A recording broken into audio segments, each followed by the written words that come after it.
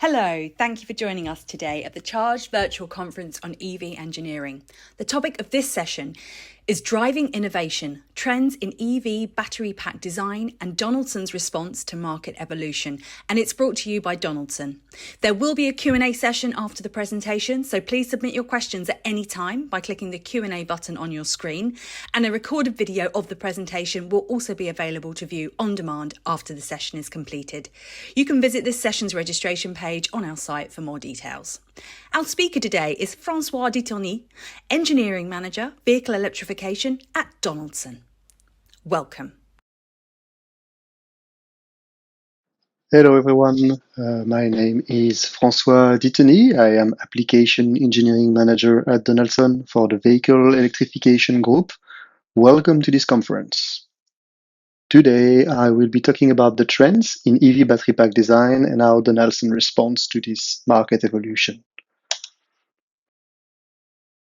A quick look through our agenda. We will start by discussing about Donaldson, who we are and what do we do. Then we will look into why do we need to vent battery packs.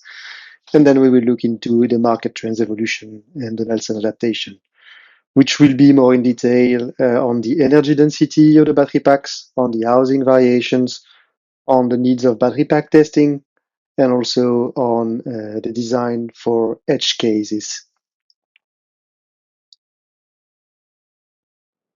All right, let's now talk briefly about Donaldson as a company.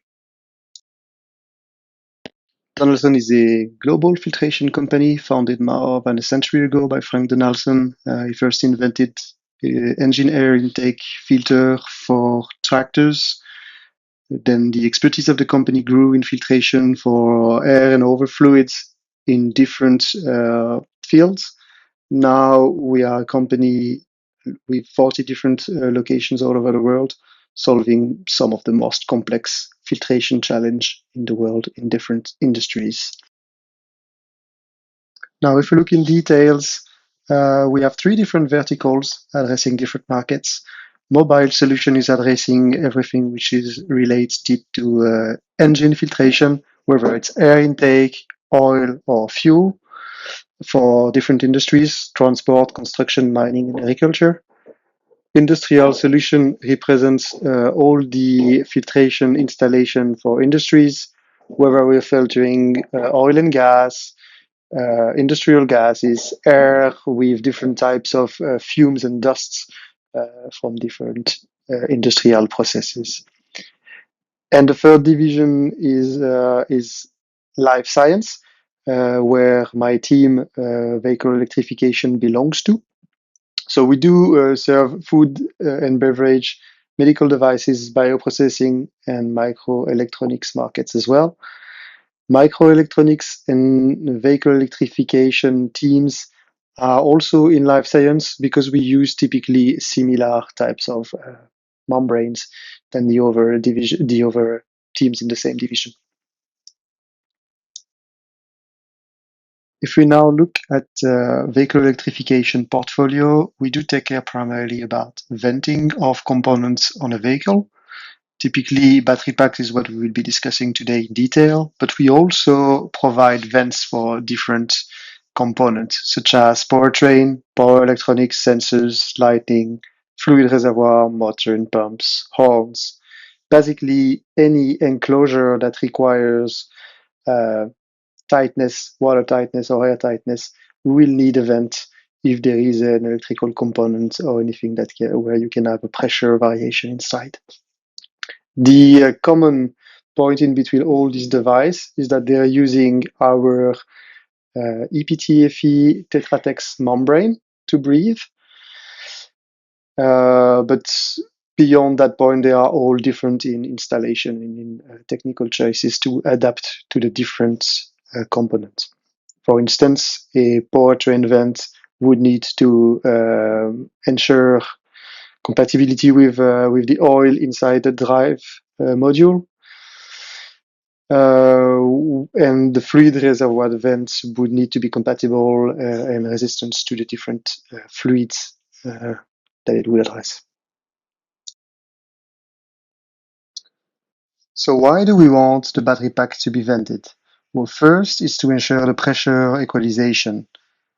As the battery cells heats up and cool down, and as the car go up and down on a mountain or a hill, the pressure inside the pack will go up and down. This will create some stress on the seals and gaskets, leading to potential failure on the long run, which could create some problem with the ingress protection. The best way to avoid this is to allow the air in and out. The second point is for the contamination control.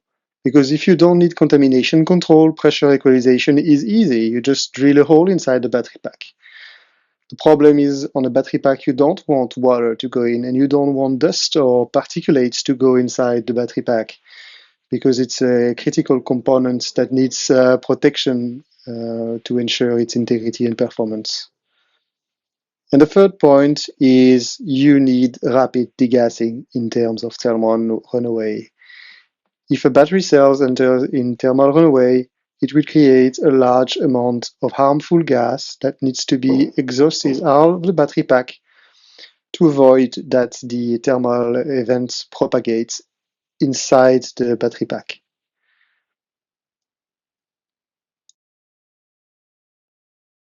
Okay, now that we have gone through the introduction and the explanation on the primary venting function, let's look into the details of our topic of today, the market trends in EV batteries. So our first point was regarding the increase of energy density. Over the past years, as the competition between OEMs raged on who gets the highest mile range to convince the users to switch from an internal combustion engine to an EV, the battery packs got bigger. They increased in capacity, and they do so mostly by using cells which are higher in energy density. If you look at the graph on the right, you see that the trend of the EV range increase is actually similar to the one in energy density of the cell in between 2010 and today. And this evolution has a consequence, which is obviously if you increase the density of the energies in the cell, you have also an evolution of the degassing need in case of a thermal runaway. You can see on the graph here that the amount of gas liberated in case of a thermal runaway is almost one-to-one related to the cell energy density. So the more your cell is dense in terms of energy, the more you will have gas released. Obviously, that means when the manufacturers are making the requirement, they do ask for higher airflow for degassing, and that we do need to provide vents which are either allowing higher degassing airflow or to put more vents on the same battery pack. That is one of the reasons why Donaldson developed the dual-stage jet. It's a new super high flow vent. If you look at the flow that it can provide in terms of degassing, we are talking about 100 liter per second for an overpressure of 100 millibar, which is a nominal opening pressure. Um, it maximizes the degassing flow for its size because of its mechanism that I will explain right after. Basically, you can get about 6 times more flow than what you would get with our previous vented dual stage burst for a comparable size. It's slightly bigger in size than the dual stage burst, but very similar. What does it mean? It means that you can reduce the number of vents you can put per pack, which means smaller footprint on your pack, which means lower the quantity of holes that you have on your pack, which means streamlined assembly, but also, of course, cost efficiency.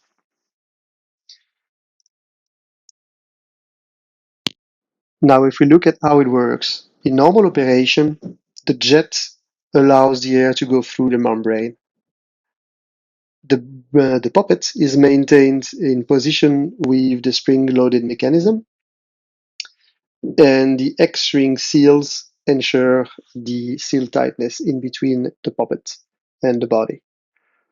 The O-ring obviously makes the connection in between the body and the housing itself, and that's basically a vent that works to regulate the pressure.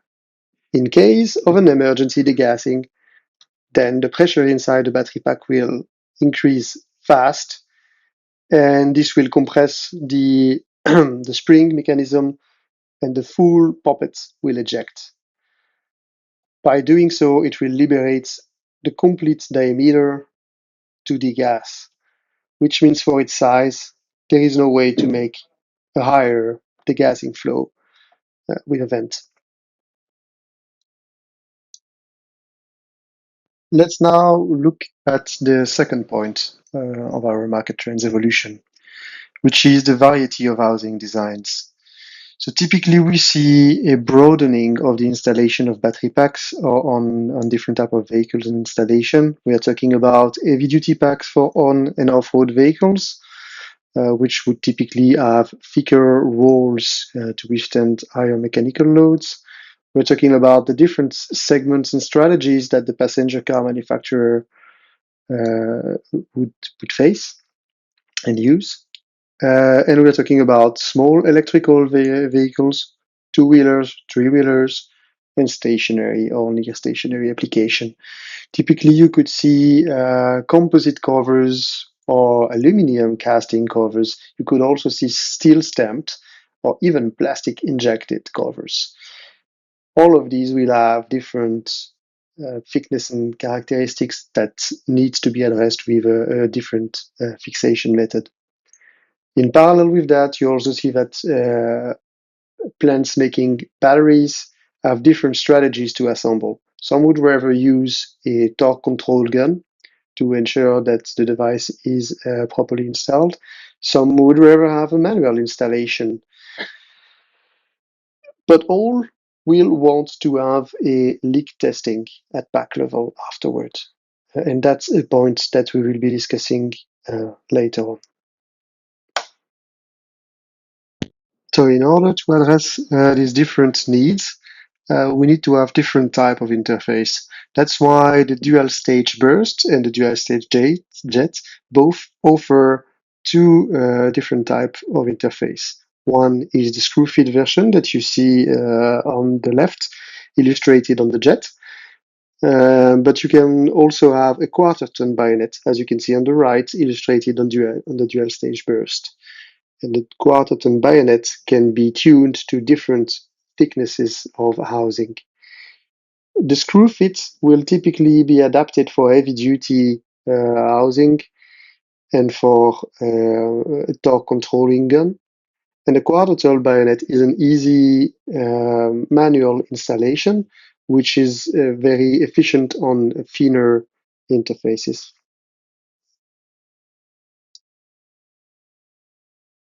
So related to what I mentioned earlier on the need for testing the battery for leak tightness, I will go a bit deeper on that point.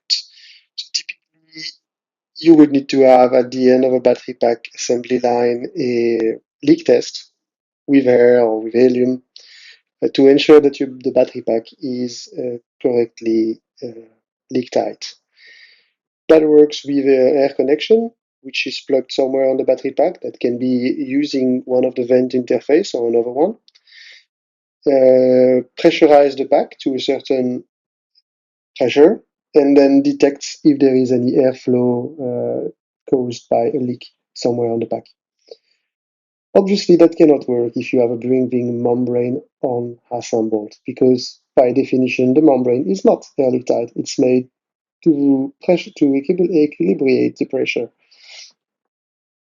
That means you need to assemble the vent after the test, or that you need to remove your vent before the test and reassemble it after, which cause higher risk of wrong assembly, I would say.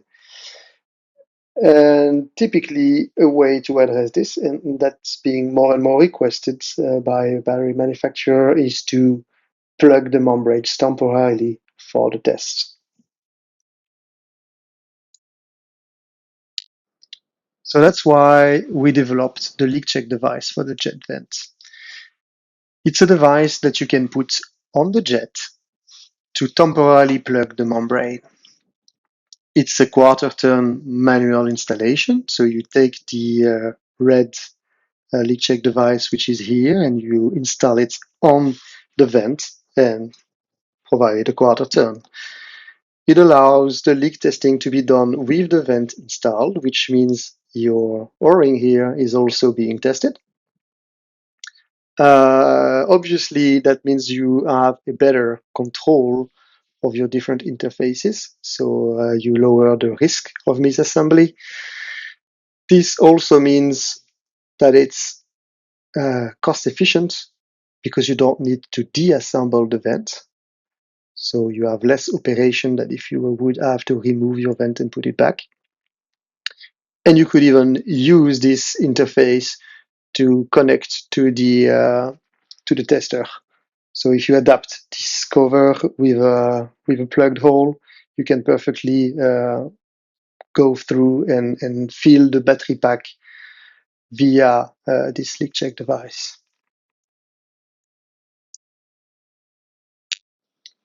Now we're going to talk about edge case validation. So typically, what do we call an edge case? It's a low occurrence event with a very high severity impact. Typically, we can talk about emergency degassing. That's one of those. That's what you can have if you do take care about emergency degassing. You will have a real flamethrower out of your battery packs. That's really something you would like to avoid. But air transportation, maybe not with a fighter jet, would also be one of the edge case, along with rock impact or water fording. All of these are extreme case that the battery pack could be confronted to. We do use this case to design our part on, and we do use this case to simulate and test to make sure that our part will always retain its function, even in the most extreme condition.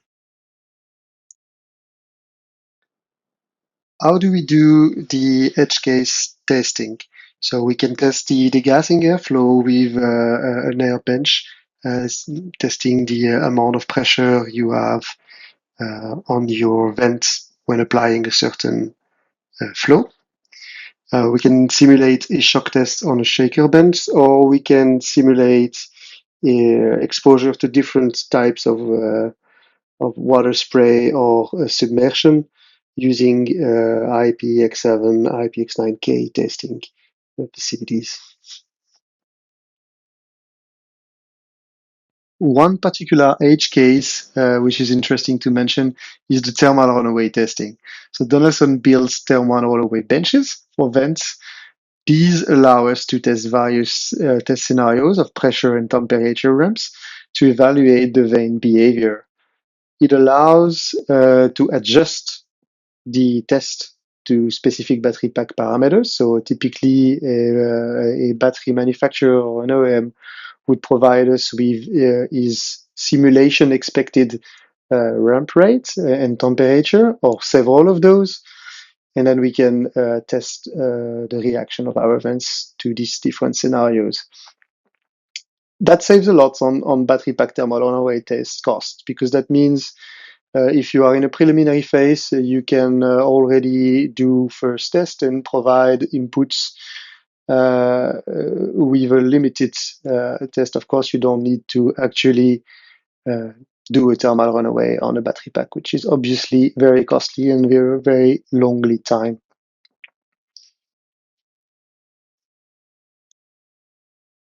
Just to summarize what we have just discussed before, we see an increase in battery pack energy density, and in order to address this, Donaldson has developed a new dual-stage jet vent, which provide a super high degassing airflow. for the battery packs. We do see more and more variety in the battery pack materials and designs. That is why we propose our events in tunable interface, mostly bayonet or threaded versions that can be adjusted to the different needs of the specific battery pack. The full pack tightness testability is becoming a very important criteria. And that is why we propose a leak check device, which allows to control the battery pack with the vent mounted on and by plugging the membrane. And the last point is we are able, for all extreme edge cases, to test and simulate, including thermal runaway testing, which is a unique feature that Donaldson can propose. Thank you for listening to me throughout this presentation. We can now move to the next point, which is the Q&A session. Francois, thank you so much for the very thorough presentation there. We do have lots of questions coming through. So if I can ask Francois and his colleague Shane Campbell to also join us for the Q&A, that would be great. Hey, thank you, Chloe. Sure. All right. Yeah, looks like we had a lot of great questions coming in. Kicking it off, we have one that is asking about, is there standards for the number of vents required per unit internal volume of a EV battery pack? Are there other considerations that influence the number of vents required? So our vents are two functions. They are both normal venting and degassing. So you need to ensure that both functions are sufficiently sized. The degassing, as you might have understood in that presentation, is linked mostly to the thermal runaway event dimensioning. And the normal venting is indeed linked to the overall volume, but also your specific scenario of pressure increase in worst case. Okay, thank you. How does battery architecture, so if you're using pouch versus prismatic or cylindrical cells, impact the degassing requirement relationship to energy density? So if you use a different arrangement or design inside, you will influence the free air volume with regards to the energy density with the total energy level of your pack, which of course will change the degassing curve. So you are, for a same cell degassing event, if you have more volume, obviously the pressure ramp will be slower than with a very little volume. Yeah, thank you. Are the dual stage vents currently available, or are they still in the prototyping stage? They are currently available, actually. Okay, that's great to hear. Scrolling down, when you test thermal runaway with the Donaldson setup, can you raise temperature to 1000 degrees Celsius, or to which temperature? Now, 1000 is a little bit beyond what the material of the bench would cope. I do not recall the specification by Earth, but we are talking several hundred degrees without any problem. And we can precondition the parts also. Okay. What is the most common attachment method used by customers? So that depends a little bit on the final application. Typically on passenger cars, we more often see bayonets, so quarter turn attachments. But the threaded is also very valid for heavier duty packs or for lower volumes application. It depends a little bit on what type of cover or housing you have, I would say. Okay, thank you. Looking through these questions. Oh, what opening pressures are you typically designing to? So we have different opening pressures. So the jet is quite a middle to low opening pressure. It's about 100 millibar. The dual stage burst is at a higher level. It's at 250 millibar. Yeah, thank you. What is the relationship between thermal interface materials and battery pack venting when considering thermal management and keeping EVs within optimal operating temperature? Are they complementary? Wow, that's a that's a tough one. I don't know. We don't have much interaction, I would say, with the thermal management material. Our vent is not doing thermal management. It's doing pressure regulation. If you have to let the hot air go out of the membrane, that will not work very efficiently. You will not have enough flow. Yeah, I think one extra point that I can add on that is, well, in normal operation, a lot of the temperature control is more done by other cooling methods. But during an event like thermal runaway, they Yeah, would be right, much more complementary right, right. to the overall pressure. Of Um, course. I You might have stated, but I missed it. What is the material used in the vent? They had thermoplastic and question marks. Yes, so there are several materials. The body is in plastic. It's in PBT. The membrane itself is in EPTFE. It's in our Tetratex membrane, and the seals are in EPDM mostly. Hmm. I guess another question very similar to that one. Do you have different gasket materials in function of the pack? What are they? Silicone, EPDM, TPV? So in our standard offering, no, we don't. It's typically designed with EPDM. In the case of the jet, it's a combination of EPDM and silicone.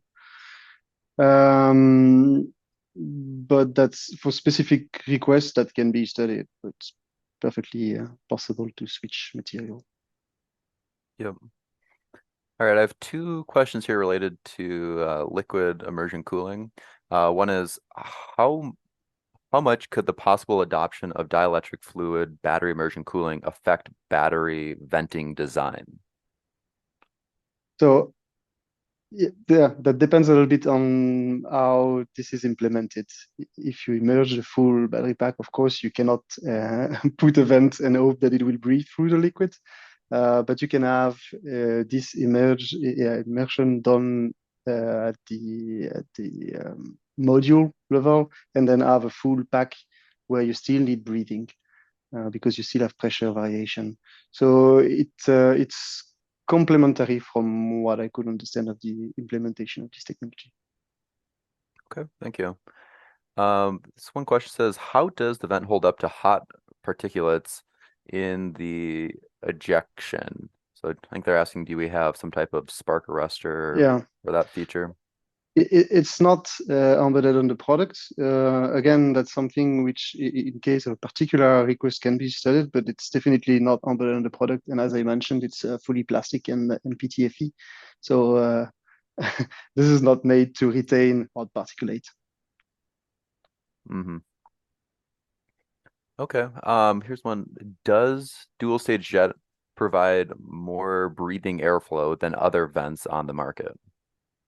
Uh, Typically, I would say yes. So basically, we were able to use the higher permeability membrane we had for this we had available, and the size of the membrane is maximized with regards to the full volume of the pack of the part.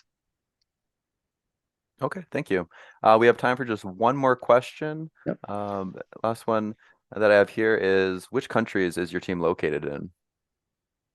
So, as mentioned, we are a global company. The V teams are located in APAC, in EMEA, and also in North America. We have manufacturing plants in all of these three locations, and we have support teams, meaning sales and application engineering, in all of these locations as well. Awesome. Thank you, Francois, and thank you for a very Thanks, informative Jane. presentation. All right. Thank you. Well, thank you, Francois and Shane, for running through those questions quite quickly. There was still lots left. I'm sorry we've run out of time to be able to answer all of them, but if you've left your name with your question, then the team will get a full report of all the questions asked. Someone has asked me about the PDF link in the chat. We're going to put that PDF link on the on-demand registration page, where you can also re-watch this session too. So don't fear, you will be able to access that. Just go to this session's registration page on the chargedevs.com website and you'll find it there. But otherwise, thank you so much for your time, for the great presentation, and we look forward to hosting you again soon.